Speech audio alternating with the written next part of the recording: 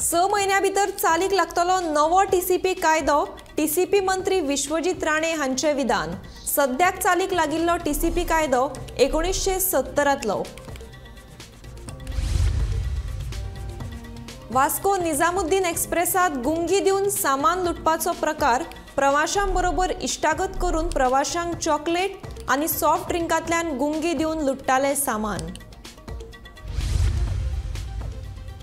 अंदूच्या अष्टम फेरयेंतल्यान महापालिका लखपती। 90 लाखांची वट्ट येणावळ। 60 लाख रुपया निव्वळ प्रॉफिट।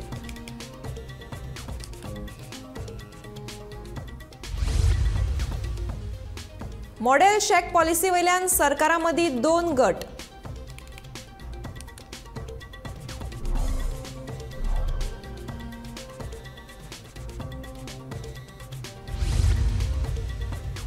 सप्टेंबर म्हयन्या मेरेन 16 जाणांक डेंग्यूच्या दुयेंसान मरण। भलायकी मंत्री विश्वजीत राणेन दिली म्हायती।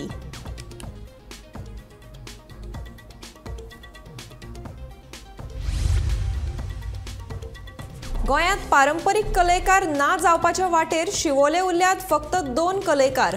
फाटले 50 वर्सां सावन आसात हे वेवसायांत। लोकांनी आयदनां कलय काडपाची सोडून दिल्ल्याची उक्तायली खंत।